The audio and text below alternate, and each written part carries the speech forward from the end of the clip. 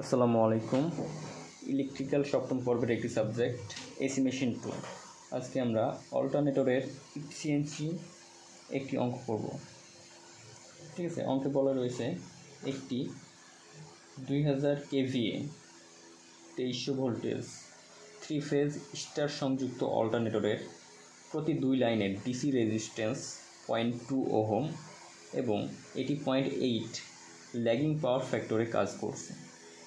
Phase voltage, field voltage 110 volt, field current 60 ampere, friction loss 20 kilowatt, iron ও stray loss যথাক্রমে 20 kilowatt ও 3.5 kilowatt হলে এর শতকরা দক্ষতা নির্ণয় করো। এখানে এসি রেজিস্ট্যান্স ডিসি রেজিস্ট্যান্স এর 1.5 গুণ। তো আমরা প্রথমে এসি রেজিস্ট্যান্সটা নির্ণয় করব। তাহলে এসি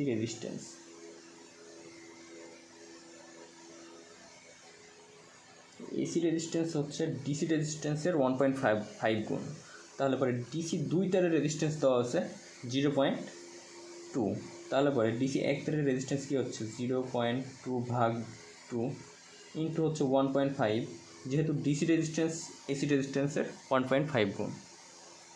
এসি রেজিস্ট্যান্স ডিসি রেজিস্ট্যান্সের 1.5 গুণ। এই জন্য আমরা প্রথমে ডিসি রেজিস্ট্যান্স যেহেতু 2 তারের, এর জন্য 2 দ্বারা ভাগ করলাম, তাহলে 1 তারের ডিসি রেজিস্ট্যান্স বের হলো। আর এসি রেজিস্ট্যান্স হলো ডিসি রেজিস্ট্যান্সের 1.5 গুণ, এই জন্য আমরা 1.5 গুণ করলাম। তো আমরা তাহলে এসি রেজিস্ট্যান্সটা পেলাম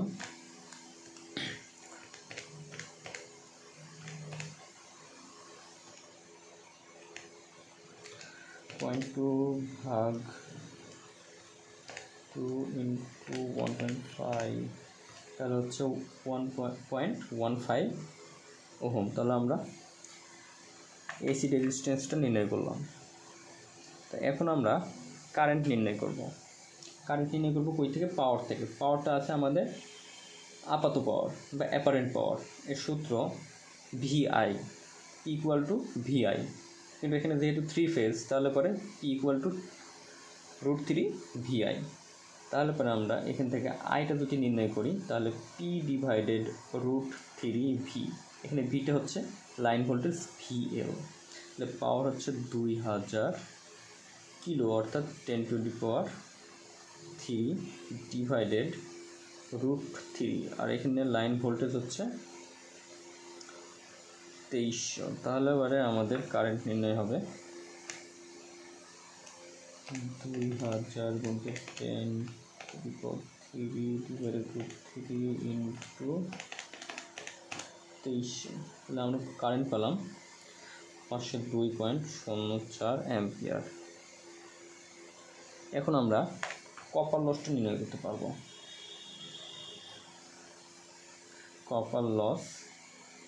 কপার লসের সূত্র হচ্ছে I²R, যেহেতু 3 ফেজ এর জন্য 3I²R। তাহলে একে আমরা যদি এখন মানটা যদি বসাই, 3 ইন্টু হচ্ছে 5 টু 0.04 স্কোয়ার ইন্টু আর এর মান হচ্ছে 0.15। এখান থেকে আমরা কপার লসটা নির্ণয় করতে পারবো।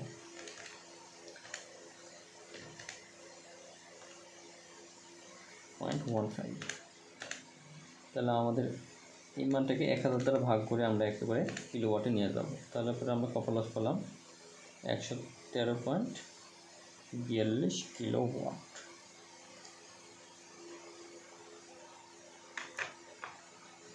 ঠিক আছে, এখন আমরা বের করবো ফিল্ড লস।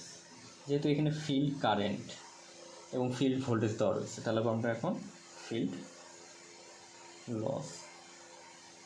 ফিল্ড লসের সূত্র হলো field current into field voltage. তাহলে ফিল্ড ভোল্টেজ হচ্ছে 110 গুণ ফিল্ড কারেন্ট হচ্ছে 60 ampere.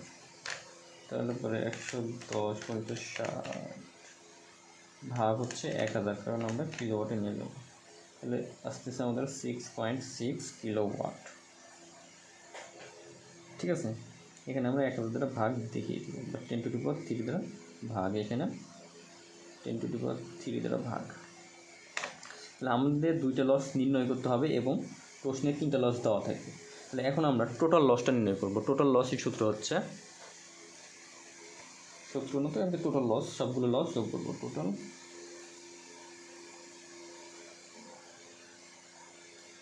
Total losses equal to copper loss হচ্ছে 113.42 যোগ ফেল লস হচ্ছে 6.6 যোগ এখানে ফ্রিকশন লস হচ্ছে 20 যোগ আয়রন লস হচ্ছে প্রথমটা 20 যোগ হচ্ছে স্ট্রে লস হচ্ছে 3.5। তাহলে আমাদের টোটাল লস বের হচ্ছে 113.42 যোগ 6.6 যোগ 20 যোগ 20 যোগ হচ্ছে 3.5। তাহলে আমাদের টোটাল লস বের হচ্ছে 163.52 কিলোওয়াট।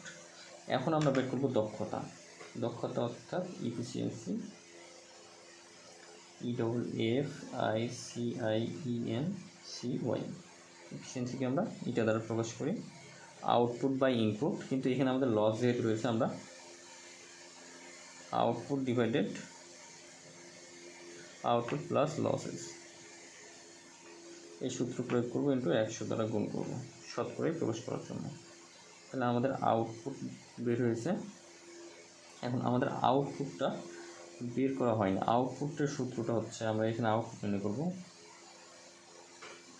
আউটপুট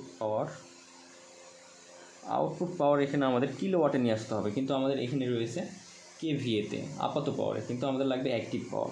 তাহলে আপাত পাওয়ারের সাথে আমরা যদি পাওয়ার ফ্যাক্টর গুণ করি তাহলে আমাদের অ্যাক্টিভ পাওয়ার হয়ে যাবে। তাহলে পরে পাওয়ার ফ্যাক্টর হলো 0.8। পাওয়ার ফ্যাক্টর হলো 0.8। তাহলে আমরা আপাত পাওয়ারের সাথে অ্যাক্টিভ পাওয়ারটা গুণ করলাম। আপাত পাওয়ারের সাথে হলো পাওয়ার ফ্যাক্টরটা গুণ করলাম।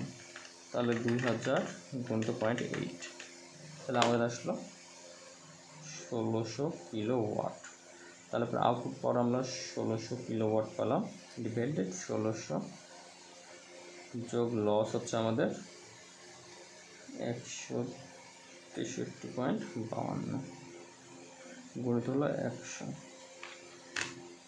তাহলে পরে 1600 ডিভাইডেড 1600 যোগ হচ্ছে 163.52 গণিত 100। তাহলে আমাদের দক্ষতা নির্ণয় হলো 90.72%। এটাই আমাদের অল্টারনেটরের ইফিসিয়েন্সি। ঠিক আছে, আশা করি সকলে বুঝতে পেরেছেন। ধন্যবাদ সকলকে।